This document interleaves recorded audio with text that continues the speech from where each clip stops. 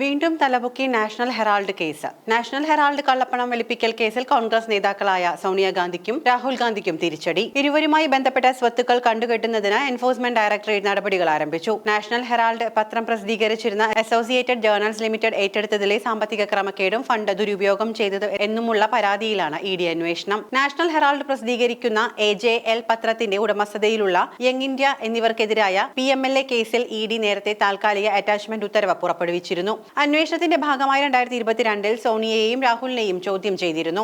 നിലവിലെ സാഹചര്യത്തിൽ 661 കോടി രൂപയുടെ സ്വത്തുക്കൾ കണ്ടുകെട്ടാനുള്ള നടപടികളുമായാണ് ഇ ഡി മുന്നോട്ട് പോകുന്നത്. ലക്നൌ, മുംബൈ, ഡൽഹി എന്നിവിടങ്ങളിലെ വസ്തുവകകൾക്ക് പുറമെ ഡൽഹി ബഹാദൂർ ഷാ സഫർ മാർഗിലെ ഹെറാൾഡ് ഹൌസും കണ്ടുകെട്ടും. കള്ളപ്പണം വെളുപ്പിക്കൽ നിരോധന നിയമത്തിലെ വിവിധ വകുപ്പുകൾ പ്രകാരമാണ് നടപടി. ജവഹർലാൽ നെഹ്റു 1937 സ്ഥാപിച്ച നാഷണൽ ഹെറാൾഡ് പത്രത്തിന്റെ ഉടമകളായ അസോസിയേറ്റഡ് ജേർണൽ ലിമിറ്റഡിനെ പുതിയതായി ഉണ്ടാക്കിയ യങ് ഇന്ത്യ കമ്പനി ഏറ്റെടുത്തതിൽ അഴിമതിയും വഞ്ചനയും ഉണ്ടെന്ന് ആരോപിച്ച് 2012 BJP നേതാവും സാമ്പത്തിക വിദഗ്ധനുമായ സുബ്രഹ്മണ്യൻ സ്വാമി രംഗത്ത് വന്നതാണ് കേസിന്റെ തുടക്കം. 5000 സ്വാതന്ത്ര്യ സമര സേനാനികൾക്ക് ഓഹരിയുണ്ടായിരുന്ന ആയിരക്കണക്കിന് കോടിയുടെ ഭൂസ്വത്തുക്കൾ AJL കമ്പനിയായ യങ് ഇന്ത്യ എന്നൊരു ഉപായ കമ്പനി ഉണ്ടാക്കി തട്ടിയെടുത്തുവെന്നാണ് സ്വാമി ആരോപിക്കുന്നത്. 1600 കോടി രൂപ വിലമതിക്കുന്ന ഡൽഹിയിലെ ഹെറാൾഡ് ഹൌസ് വെറും 50 ലക്ഷം രൂപയ്ക്കാണ് ഇവർ സ്വന്തമാക്കിയതെന്നും സുബ്രഹ്മണ്യൻ സ്വാമി ആരോപിച്ചിരുന്നു. അസോസിയേറ്റഡ് ജേർണൽസ് ലിമിറ്റഡ് ഏറ്റെടുക്കാൻ യങ് ഇന്ത്യ കമ്പനിക്ക് ഇന്ത്യൻ നാഷണൽ കോൺഗ്രസ് 90 കോടി രൂപ വായ്പ അനുവദിച്ചുവെന്നും ഇത് ചട്ടവിരുദ്ധമാണ് എന്നും സ്വാമി ആരോപിച്ചു. ഇന്ത്യയിലെ ഒരു രാഷ്ട്രീയ പാർട്ടിക്കും വാണിജ്യ ആവശ്യങ്ങൾക്ക് വേണ്ടി വായ്പ നൽകാൻ നിയമം അനുവദിക്കുന്നില്ല.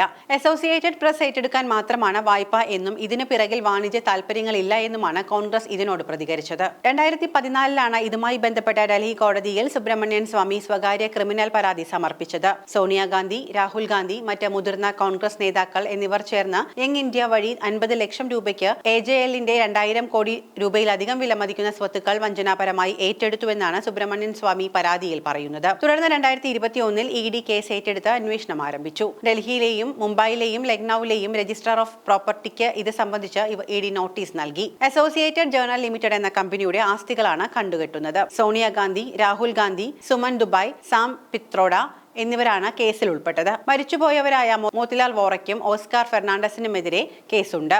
2000 കോടിയുടെ സ്വത്ത് യങ് ഇന്ത്യ എന്ന കമ്പനിയുടെ പേരിൽ രാഹുലും സോണിയും 50 ലക്ഷത്തിന് കൈക്കലാക്കിയതായി കേസിൽ വ്യക്തമാക്കുന്നു. സ്വത്തുവകകൾ നേരത്തെ തന്നെ അറ്റാച്ച് ചെയ്ത ഇ ഡി അത് കണ്ടുകെട്ടാനുള്ള നടപടികളാണ് ഇപ്പോൾ ആരംഭിച്ചിരിക്കുന്നത്. കേസിനെതിരെ പ്രതികൾ മേൽക്കോടതികളെ സമീപിച്ചെങ്കിലും അന്വേഷണം തുടരാനായിരുന്നു നിർദ്ദേശം. നിയമപരമായ വെല്ലുവിളികൾ ഉണ്ടായിരുന്നിട്ടും ഡൽഹി ഹൈക്കോടതിയും സുപ്രീം കോടതിയും അന്വേഷണം തുടരാൻ അനുവദിച്ചു. അന്വേഷണത്തിനിടെ ഇ ഡി ഒന്നിലധികം സ്ഥലങ്ങളിൽ റെയ്ഡുകളും പിടിച്ചെടുക്കലുകളും നടത്തി. സാമ്പത്തിക ക്രമക്കേടുകളുടെ കൂടുതൽ തലങ്ങളിലേക്ക് വിരൽ ചൂണ്ടുന്ന രേഖകൾ കണ്ടെത്തിയതായും അവകാശപ്പെടുന്നുണ്ട്.